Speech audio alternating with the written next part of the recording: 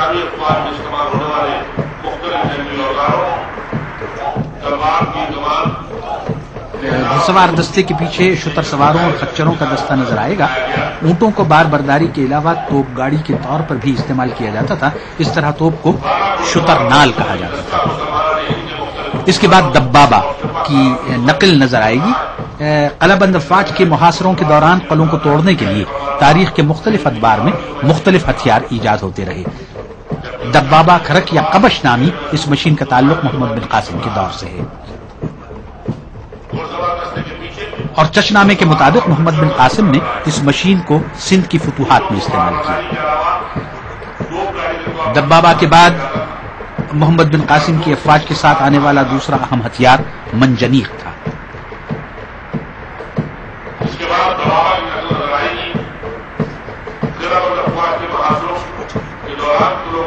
یہ منجنیق جو نظر آ رہی ہے محمد بن قاسم کی منجنیق العروس کی نقل ہے۔ اصل منجنیق اس سے 3 گنا بڑی تھی، جس کا دستہ 500 سپاہیوں پر مشتمل ہوا کرتا تھا۔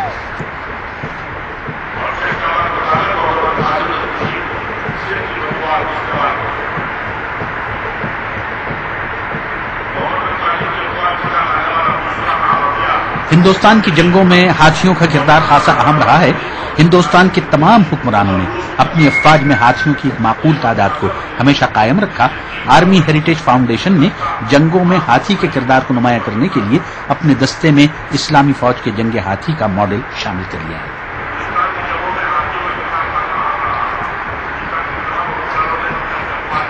عسکری زندگی میں توپ خانے کا ایک منفرد مقام ہے۔ توپ خانے کی ایجاد نے روایتی جنگ کا نقشہ بدل دیا اور نت نئے جنگی حربوں کو جنم دیا۔ مضبوط سے مضبوط قلعے توپ خانے کے سامنے مٹی کے ڈھیر بن گئے۔ نظر آنے والا ماڈل زمزمہ گن کا ہے۔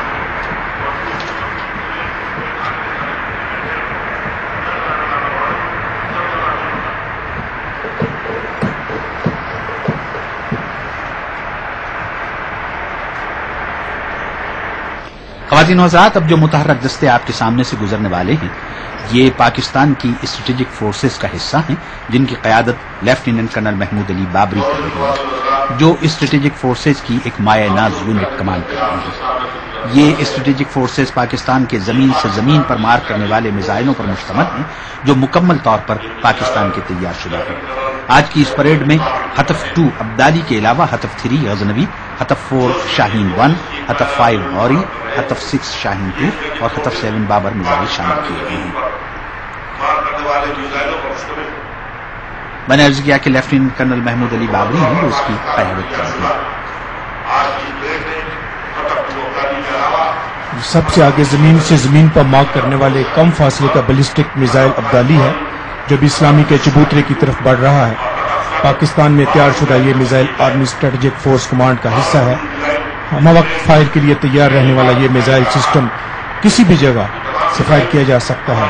ٹھوس ایندھن والی راکٹ موٹر کے حامل اس میزائل کی رینج 180 کلومیٹر ہے اور یہ نہایت قلیل وقت میں اپنے ہدف کو نشانہ بنانے کی صلاحیت رکھتا ہے۔ اس میزائل کا تجربہ حال ہی میں 3 مارچ 2007 کو بھی کیا گیا۔ جی صحیح۔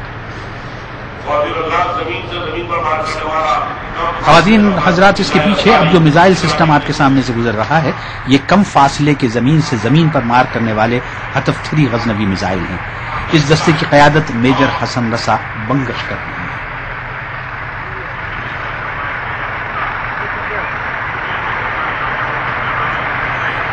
یہ دستہ 2 گاڑیوں پر مشتمل ہے۔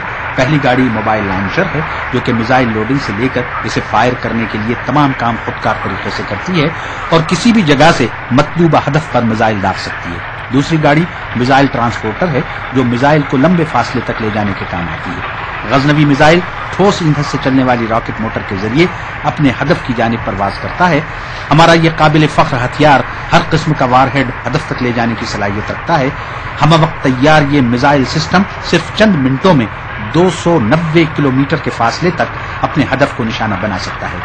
ASFC کے جوانوں نے دسمبر 2006 میں اپنی پیشہ ورانہ مشقوں کے دوران غزنوی میزائل کو کامیابی سے فائر کیا۔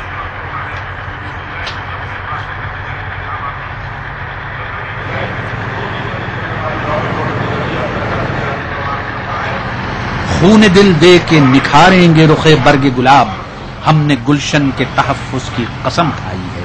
خواتین و حضرات، اب جو مائع ناز دستہ شاہین 1 میزائلوں سے لیس آپ کے سامنے سے گزر رہا ہے، اس کی کمانڈ میجر عاطف بلال مسعود کر رہے ہیں۔ یہ درمیانی فاصلے تک زمین سے زمین پر مار کرنے والا خود ساختہ پاکستانی میزائل ہے۔ یہ میزائل ٹھوس ایندھن سے چلتا ہے اور اپنے ہدف کو 700 کلومیٹر تک ٹھیک نشانہ بنانے کی اہلیت رکھتا ہے۔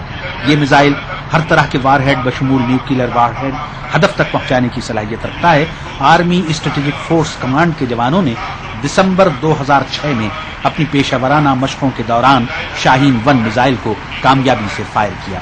اس میزائل کی تیاری اور ہدف تک کے دوران تمام مراحل طے کرنے کے لیے ضروری ساز و سامان اور مہارت ہمارے اپنے ہونہار اور کہنہ مشق سائنسدانوں کا کارنامہ ہے، جنہوں نے اپنی ذہانت، محنت و جرأت کے ساتھ تمام مراحل طے کیے اور محدود وسائل کا صحیح استعمال کر کے ملک کو وہ انعام دیا جس کی نظیر نہیں تھی۔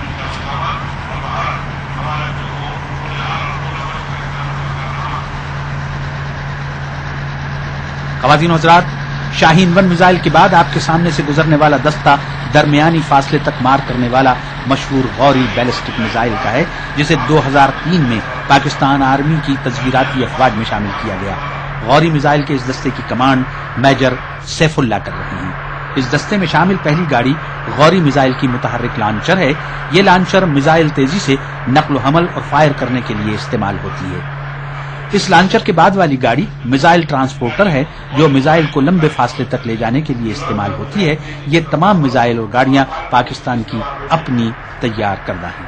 اس میزائل میں مائع ایندھن استعمال کرنے والا راکٹ انجن استعمال ہوتا ہے اور ہر قسم کے وار ہیڈ کو ہدف تک لے جا سکتا ہے۔ غوری میزائل بہت قلیل وقت میں 1300 کلومیٹر تک کے ہدف کو تباہ کرنے کی صلاحیت رکھتا ہے۔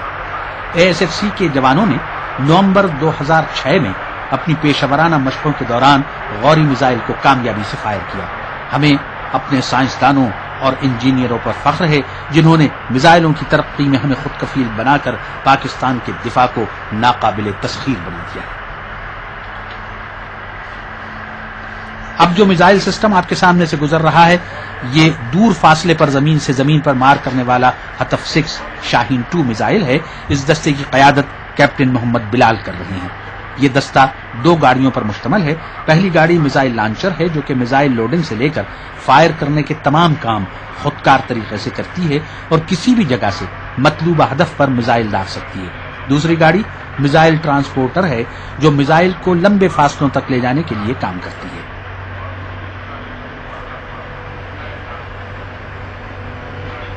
شاہین 2 میزائل ٹھوس ایندھن سے چلنے والا راکٹ موٹر کے ذریعے اپنے ہدف کی جانب پرواز کرتا ہے۔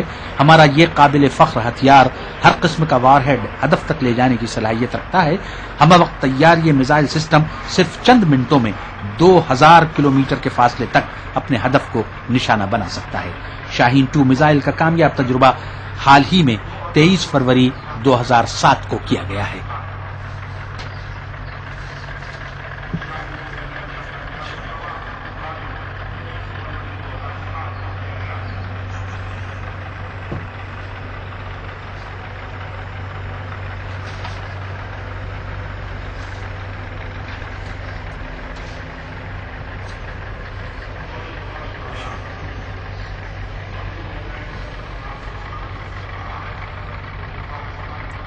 یہ جو 2 گاڑیاں آپ